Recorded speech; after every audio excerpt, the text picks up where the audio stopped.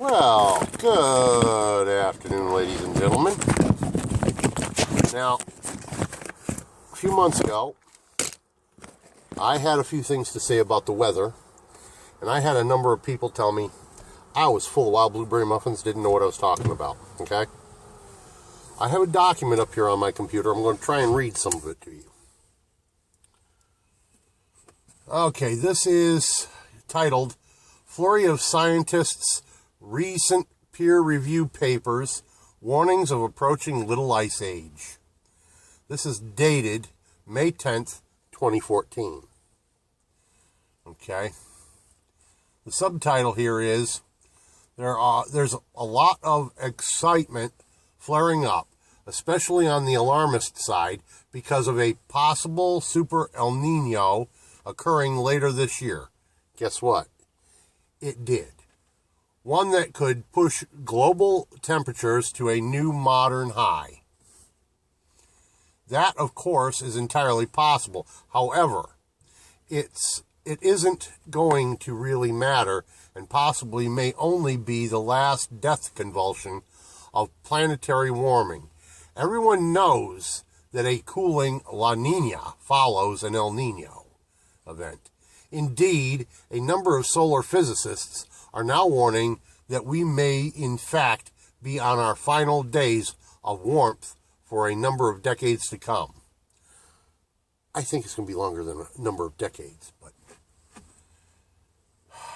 geologist Dr. Sebastian Leunig and Professor Fritz Vahanerholt tells us why in their latest essay. Okay, will the solar doldrums of the coming decades lead to cooling? A look at the latest scientific publications. Now, I'm going to try and paraphrase some of this in quick order. Seldom has sun been as strong as we have seen it over the past 5 decades. Duh. It's just a coincidence that the longer warming of the last 500 years occurred during this phase. Just a coincidence that the longest warming of the last 500 years occurred during this phase. Ladies and gentlemen, everybody's heard of Valley Forge. It was said to have been the worst winter in 30 years that they could recall at the time. The troops under George Washington were tearing up blankets to wrap their feet with, and so on, because it was so bitter cold. Well, Valley Forge occurred at the tail end of the Little Ice Age. Now, we're not talking about major glaciation ice age. Well, that's a major ice age. We're talking about a little ice age. They were still skating on the Thames in the middle of June at the same time as Valley Forge. The Little Ice Age occurred between, now, pardon me, I don't have the exact dates at my fingertips, but it was like from 400 and something to, it was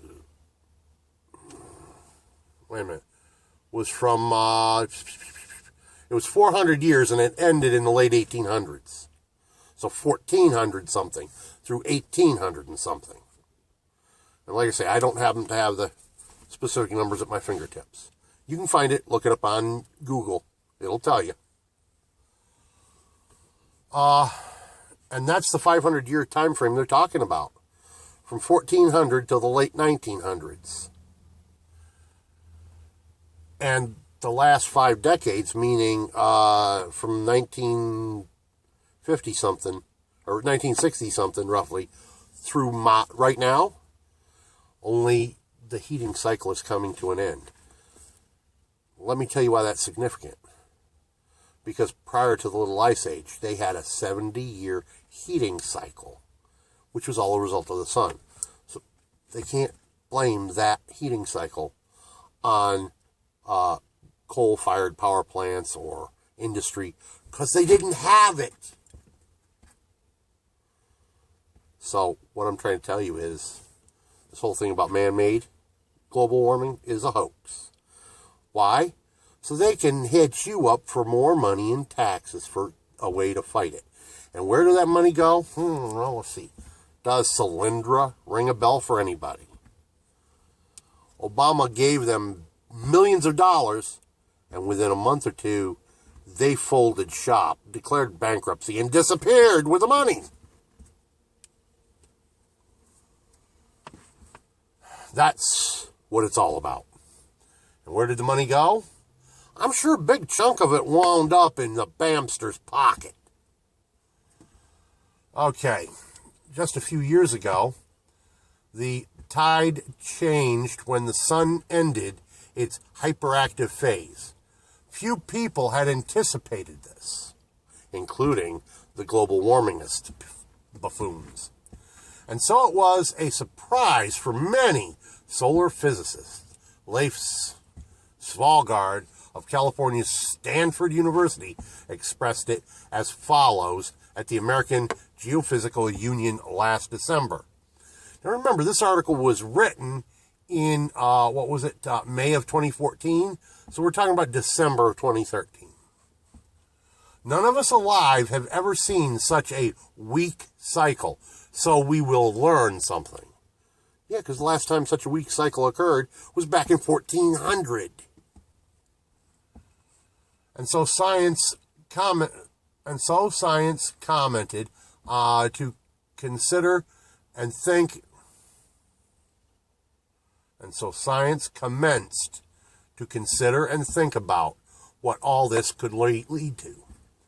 The latest works on the subject include, I'm not going to try and read these sites, weird names et al. 2014, so on and so forth. I'll read the plain English names for you. Secular changes in the thermosphere and ionosphere between two quiet sun periods. End quote. The next one is modulation of galactic cosmic rays during the unusual solar minimum between cycle 23 and 24. And, now this one I can read, McCracken and Beer 2014, comparison of the extended solar minimum of 2006 to 9 with the Sporer, Maunder, and Dalton grand minima in solar activity in the past. Okay, what all that mouthful refers to is the scientific conclusions by scientific experts on the sun about the fact that the sun has stopped making solar flares by 90%, I guess it is. And it's solar flares that have been causing the global warming. Please don't misunderstand, folks. I'm not poo-pooing global warming. It happened. I'm poo-pooing the man-made part. After a number of studies, it has become clear it's only the beginning. It is expected that the sun will continue becoming quieter over the coming decades. This has pretty much become the consensus among solar physicists. These are the best of the best when it comes to solar science, mind you, folks. The latest studies of the subject come from Roth and Joes, that's ROTH and JOOS 2013, who assume the decline in solar activity to normal levels will occur during the 21st century. Salvador 2013 goes further and anticipates a solar minimum for the coming 30 to 100 years. Read the original abstract. That would be Salvador 2013 he's talking about.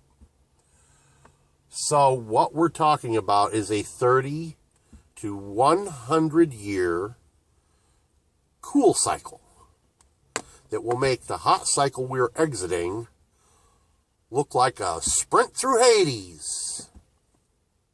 Yeah. That means people who've enjoyed the spring and fall in, say, anywhere from southern Canada all the way down to, Tennessee, Virginia, northern Georgia in shorts and t-shirts? Time to get you a Nanook of the North coat and pants for the middle of summer. Okay, continuing on. Using many features of Ian Wilson's tidal torque theory and mathematical model of the sunspot cycle has been created and that reproduces changing sunspot cycle lengths and has an 85% correlation with sunspot numbers from 1749 to 2013. The model makes a reasonable representation of the sunspot cycle for the past 1,000 years, placing all the solar minimums in their right time periods. More importantly, I believe the model can be used to forecast future solar cycles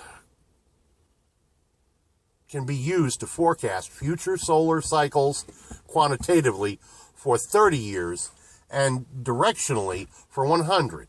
The forecast, okay, what that means is to forecast future solar cycles quantitatively, meaning accurately for 30 years, and in general terms for the next 100. The forecast is for a solar minimum and quiet sun for the next 30 to 100 years. The model is a slowly changing, chaotic system with patterns that are never repeated in exactly the same way. In other words, they're not real certain of any of it, but this is what all the math says is likely to happen. And like I said, folks, these are people that are telling us this, that, how do I want to say this? Their worst guess is better than most people's concrete facts. Okay? These are people that if they were for sale on the open market, I could get $1 billion a piece for them because of their brain. Don't misunderstand that. I'm not saying I'm going to go kidnap them and auction them off. I'm saying that's how valuable their brain power is as compared to most folks. Okay? The model is slowly changing, chaotic system with patterns that are never repeated in exactly the same way. That means they're repeated with slight variations from here to there because they can't predict 100%.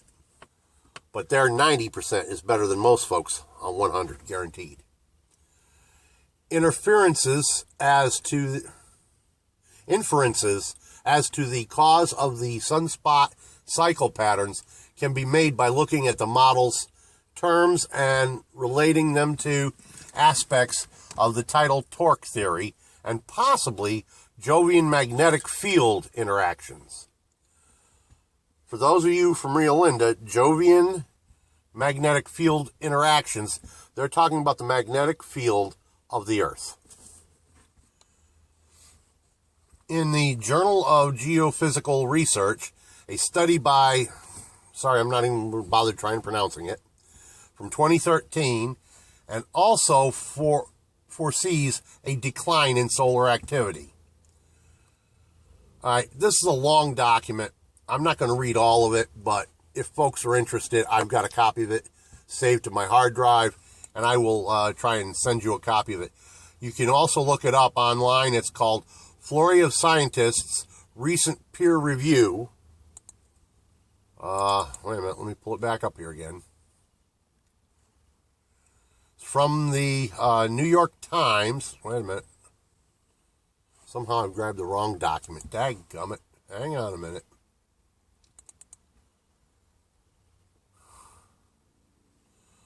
Okay, this is from something called the No Tricks Zone.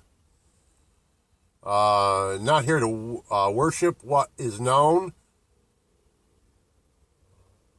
but to question it. Jacob Bernowski, Climate News from Germany in English by Pierre L. Gosselin. And the title of the document is Flurry of Scientists' Recent Peer-Reviewed Papers Warning of Approaching Little Ice Age. That's the title of the document I've been reading from, folks. And as I said, it was published 10th of May, 2014. There's another document which I'm simply going to reference. It's from the New York Times.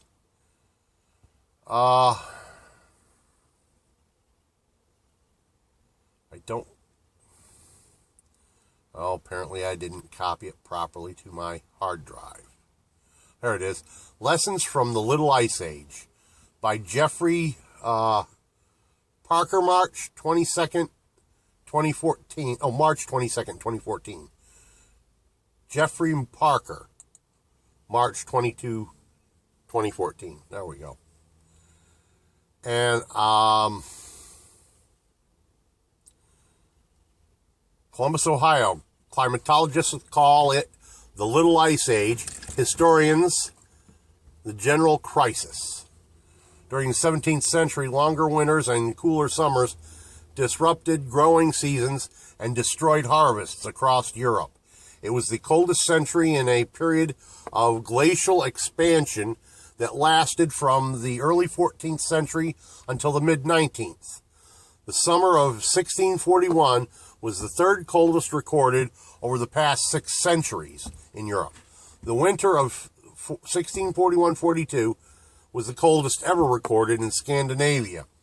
The unusual cold that lasted from the 1620s until the 1690s included ice on both the Bosporus and the Baltic so thick that people could walk from one side to the other. The deep cold in Europe and extended weather events elsewhere resulted in a series of droughts, floods, and harvest failures that led to forced migrations, wars, and revolutions. The fatal synergy between human and natural disasters eradicated perhaps 1/3 of the human population. It goes on. Basically, folks, what this is telling us is all this business about global warming. There was also a document that came out. It was published in 1910. I'm sorry I don't have the name of the scientist. He said if atmospheric concentrations of CO2 climbed above 400 parts per million, we would go into a global warming crisis. The reading of CO2 at the time was, I believe, in the 370 parts per million range. Fast forward to 1950, and atmospheric concentrations of CO2 were below 300. Even though we had 10 times the industry, 10 times the coal-burning power plants, 10 times the people worldwide kind of deal. So there should have been way more CO2 in the atmosphere. There was less. Fast forward to 2013, and the UN says we have to cap CO2 emissions at between 400 and 440 ppm. The reading, if I've got the numbers correctly, was in the 370 to 390 range.